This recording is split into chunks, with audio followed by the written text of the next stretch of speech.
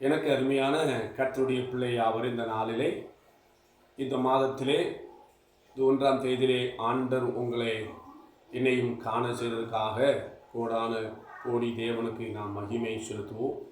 கர்த்தர் நம்மளை ஆஸ்வதிப்பாராக. இந்த மாதத்திலும் இந்த கால வேளையிலே ஆண்டவர் நமக்கு கொடுத்த வார்த்தையை இந்த 1ஆம் தேதியிலே நாம் பார்க்க போகிறோம். நிச்சயமாக இந்த மாதம் உங்களுக்கு வாழ்க்கை ஆசீர்வாதமாக இருக்க கர்த்தர் அருள் செய்வாராக. ஆமை, நிச்சயமாக இந்த நாளில் கர்த்தருடைய வார்த்தையை நாம் பார்ப்போம். அவர் உங்கள் வாழ்க்கையை ஆசீர்வதிக்க ஆமை விரும்புகிறார். ஆமை, 2 கொரிந்தியர் புத்தகம் 12ஆம் அதிகாரம் 9ஆம் வசனம். அதற்கு அவர் என் கிருபை உனக்கு போதும் என்ற ஒரு வார்த்தையை இந்த காலவேளையிலே எனக்கு கொடுத்த வார்த்தை உங்கள் வாழ்க்கையிலே நிச்சயமாக ஆசீர்வாதமாக இருக்கும் என்று நான் நம்புகிறேன். ஒரு மனிதனுடைய வாழ்க்கையை ஆண்டவர் இந்த சூழ்நிலை நாம் பார்க்கும் பொழுது ஆண்டவர் பவுலை குறித்து சொல்லுகிறார். அவர் 3 வேளையிலே இந்த தன்னுடைய சரீரத்தை ஒரு பலவீனம் இருக்கிறதுனால அவர் ஜெபிக்கிறதை நாம் பார்க்கிறோம். ஆனாலும் கர்த்தர் அவரை பார்த்து சொல்லுகிறது, என் கிருபை உனக்கு போதும். ஆமை, இந்த நாளிலே நமக்கு பணக்காசு, இந்த மாதத்தில் நம்ம பணக்காசு இருந்தோ இல்லையோ, ஆனால் கர்த்தர் நம்மளே பார்த்து சொல்ல வேண்டியது ஒன்று, கிருபை. அதனால தான் சங்கீத புஸ்தகம் சொல்லப்பட்டிருக்கிறது, அமை உயர வானத்தில் தாழ பூமியிலும். எவ்வளோ உயரமோ அவ்வளோ உயரமோ அவருக்கு பயந்திருக்கிற அவருடைய பிள்ளைகளுக்கு கிருபை அவ்வளோ பெரிதாக இருக்கணும்.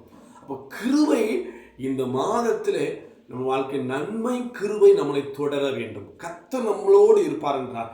நிச்சயமாக இந்த மாதத்திலே நமக்கு பூரண கிருபைகளை தந்து நம்மளை நடத்துகிற விதமே ஆச்சரியமாக இருக்கும். நிச்சயமாக உங்கள் வாழ்க்கையில் நடத்துவார். அவருடைய கிருபை நமக்கு எதற்கு தேவை என்றால், நீங்கள் பழைய ஏற்பாட்டு காலகட்டங்களிலே நோவாவை நாம் பார்க்கிறோம். கிருபை கர்த்தருடைய கண்களை கிருபை பெற்றவன் என்று இந்த நோவாவை குறித்து சொல்லுகிறதை நாம் பார்க்கிறோம். அல்லேலூயா. எப்படிப்பட்ட மனிதர்கள் காலகட்டங்களில் எப்படிலாம் இருந்தார்னு சொல்லப்படி காரணம், மனுஷர்களுக்குள்ளாக அவர்கள் இருந்த காலகட்டம் நோவா எப்படியா இருந்தாலும் உத்தமனும் நீதிமானுமா இருந்தான். காரணம், அவனுக்கு தான் ஆண்டு சொல்ல கிருபை பெற்றவன், அவன் தான் கர்த்தருடைய கண்களை கிருபை பெற்றவன் என்று சொல்லி நான் பார்க்கிறோம். அப்படியே நீங்கள் மோசையை குறித்து கர்த்தர் சொல்லுகும் பொழுது, நான் யார் மேலே கிருபையாக இருக்கிறேனோ அவன் மேலே கிருபையாக இருப்பேன் என்று சொல்லுகிறார்.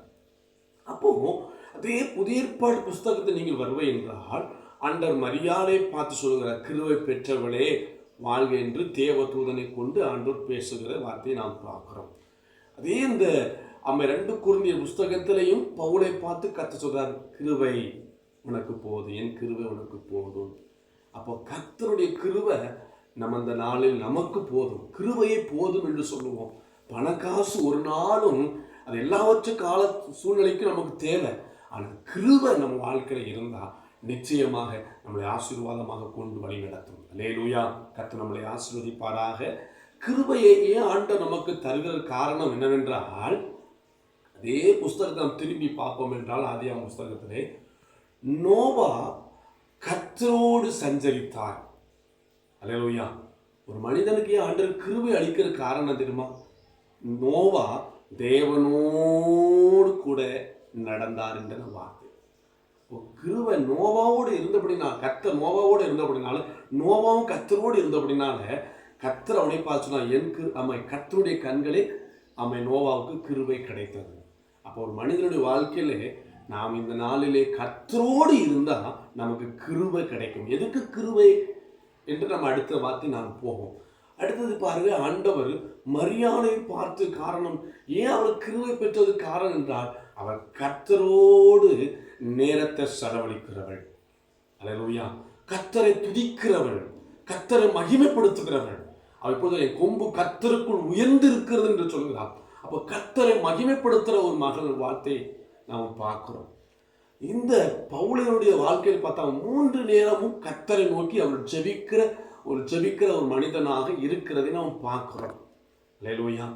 ஆண்டவர் அவர் முதலாவது தொட்ட பொழுதும் அவர் உபவாசம் போட்டு ஜெபிக்கிறதை நாம் பார்க்கிறோம். அப்போ ஒரு மனிதனுடைய வாழ்க்கையில ஜெபந்தான் தேவனுடைய கிருபையை பெற்றுக்கொள்ளும். அல்லேலூயா. கிருபையை நமக்கு தேவன் அருளுகிறார். அல்லேலூயா. அப்போ ஆண்டவரோடு இருக்கும் பொழுது இரண்டாவது நம்முடைய வாழ்க்கையிலே ஆண்டவர் நமக்கு கிருபை போதும் என்று சொல்லுகிறது எதுக்கு தெரியுமா? கிருபை தான் ஒரு மனுஷனுக்கு அழிவிலிருந்து ஒரு மனிதனை பாதுகாக்கும். அப்ப கிருபை இந்த காலவேளை நீங்க நினைக்கும் பொழுது கிருபையை பெற்றுக்கொள்ளுங்க. எதை பெற்றுக்கொள்ளலையோ பணம் காசு இருந்தோ இல்லையோ அது நம்மளை அழிவிலுக்கும் வியாதிக்கும் நம்மளை அது பாதுகாக்காது. ஏன் சொல்லப்படுகிறது? ரெண்டாவது காரியம், அந்த கிருபை ஏன் ஆண்டவர் போது என்று சொன்னா சேதத்துக்கு நம்மளை விலைக்கு பாதுகாக்கிறது தான் கிருபை. நோவாவுக்கு ஆண்டவர் என்ன செஞ்சாருன்னா பேழையை கட்டுன்னு சொன்னாரு. ஏன்னா கர்த்தரோடு இருக்கிறவன் எல்லா சேதத்துக்கும் ஆண்டவர் விலைக்கு காப்பார். அமை அதே போல மரியால அமை யோசேப்பு எப்படி கண்டார்? தவறான நோக்கத்தோடு தான் பார்த்தார். ஒரு வேசியா இருப்போலோ என்று தவறாக நினைத்தார். ஏனென்றால் அப்படிப்பட்டவர்களை கல்லால் அடித்து கொல்லன் என்று சொல்லி தான் பழைய ஏற்பாட்டின் காலம். அப்படிப்பட்ட காலத்தோடு தான் அந்த யோசேப்பு வாழ்ந்து கொண்டிருந்தார். ஆனாலும் அந்த மரியாள் அப்படிப்பட்ட ஒரு பெண்மணி இல்லை. அவள் கர்த்தரிடத்துல அந்த பெற்ற அந்த கிருபை, அல்லேலூயா, கர்த்தருடைய ஆவினால பெற்ற அந்த மகனை, அல்லேலூயா. ஆனாலும் அமை கிருபை ஒரு பெண்ணை பாதுகாத்தார். அல்லேலூயா. அமை இந்த பேர் அந்த பவுலை குறித்து ஆண்டவர் எத்தனையோ சோதனைகள் காலகட்டங்களிலும் உபத்திரம் பாடுகள் சுவிசேஷ நிமித்தம் பலவிதமான போராட்டங்கள் வந்தாலும் கிருபை அவரை பாதுகாத்தது. இந்த நாளில் உங்கள் வாழ்க்கையிலே கிருபை உங்களை பாதுகாக்கிறது தான் கிருபை. நான் சொன்னது ரெண்டு காரியம். கிருபை ஆண்டவர் இந்த காலவில் நமக்கு எதுக்கு தருனாரா? ஒரு மனுஷன் கர்த்தரோடு இருக்கிறவன் தான் கிருபை. ரெண்டாவது, கிருபை எதுக்கு ஆண்டவர் தருகிறன்றா? சேதத்துக்கு அழிவுக்கு நம்மளை விலைக்கு பாதுகாக்கணும். இந்த மாதத்தில் என்ன நடக்கும் என்று நமக்கு தெரியாது. வரப்போகிற காலம் கொடிதான காலம் என்று வேதத்துவே சொல்லப்பட்டிருக்கிறது. அப்படிப்பட்ட காலத்தில் நம்மளை பாதுகாக்கிறோம் என்ற கிருபை நமக்கு தேவை. அல்லேலூயா. கர்த்தர் நம்மளை ஆஸ்வதிப்பாராக. இந்த வசனத்தின்படி அமை உங்கள் வாழ்க்கையில் நீங்கள் நடந்து கொள்ளுங்கள். கர்த்தரோடு இருங்கள். கர்த்தருடைய கிருபை பெற்றுக்கொள்ள வாஞ்சுங்கள். கர்த்தர் உங்கள் வாழ்க்கையை அன்று ஆஸ்வதிப்பார். கண்களை மூடுவோம். கர்த்தாவை இந்த வார்த்தையை கேட்டபடி எங்கள் வாழ்க்கையில் நாம் கிருபை பெற்று ஆண்டவர் வாழ்ந்து உமக்காக மகிமையா இருக்க கர்த்தர் கேட்ட வசனத்தின்படி ஆசீர்வதிங்க.